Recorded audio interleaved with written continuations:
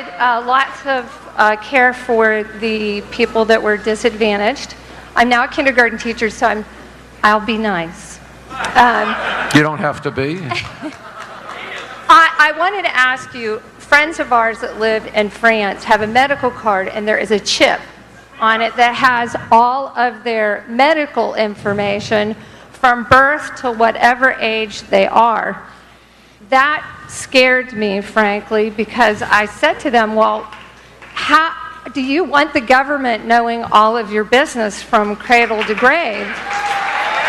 I believe our country was founded on independence, and I think we can all agree on this, whether you're Democrat or Republican. I think it's important that we have privacy between our doctor and our health records, and it shouldn't be shared with the government. Governor Dean? And if you could tell me under what moral jurisdiction the Constitution allows you to do that. First of all, since this is the last one, let me thank all of you on both sides. I happen to think, I think everybody actually behaved pretty well. This is kind of a spirited American tradition, and I appreciate it, and I thank you very, very much, all of you. Secondly, the interesting thing about this is one of the biggest problems in medicine was just raised in the last question. It's sort of like the psychiatry patient asking the really tough one on their way out the door so nobody can deal with it. This is a huge issue, and it's much more than about just this health care bill, because this isn't just about health care. You don't want the government knowing all your health information. You're not so crazy about having the insurance industry or your bank knowing all your information either, which then gets sent to all these credit card companies, and that's why you get all this junk mail. So this is a much bigger issue than health care, and health care is a pretty big issue. Here's what folks are struggling with, and I don't think one's cooked, and I'm going to give, of course, Jim the last word, but we want to have records that are complete, and patients get cared for better if the doctor who's taking care of them know that it's complete. And so the president put in a lot of money in the stimulus package to advance medical records, so that if you get sick in some place that's 1,000 miles from your home, you can if you have the chip, you can carry the records with you. They can stick it in a computer. They can know all your situations. If you get been in a terrible car accident and you can't tell them anything, you have that. The doctor has the information. They know if you're on some kind of medication, etc. That's important. So what guards are there against the privacy? And the guards are a bill that was passed about 6 or 8 years ago called HIPAA, which stands for God knows what, but it has something to do with health insurance and privacy.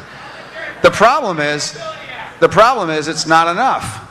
And there is no way it's enough. And this is a private sector problem as well as a government problem. Look, just the other day, there was some guy hacked into some credit card companies and stole 130 million credit card numbers. Those are our credit card information that's now in some crook's hands. So there is no really good answer to this, because in this information age, there's going to be, and there already is, more information available than most of us, at least in my generation, didn't grow up on Facebook, would ever be comfortable in having in other people's hands. On the other hand, the more information that your healthcare professionals have, the better it is. So the key is, this is an open question, because I don't think anybody knows the right answer to this. How are we going to build a wall between particularly the government, but also corporate America and ourselves, so that our private information stays private? But there are people who need to know our private information, and one of them is the healthcare professional that's taking care of us. So this is a great question, unfortunately, for which there is no perfect answer. So I'm sorry to leave on that kind of a note. Let me thank you again. I've actually enjoyed this, and I hope Jim has too.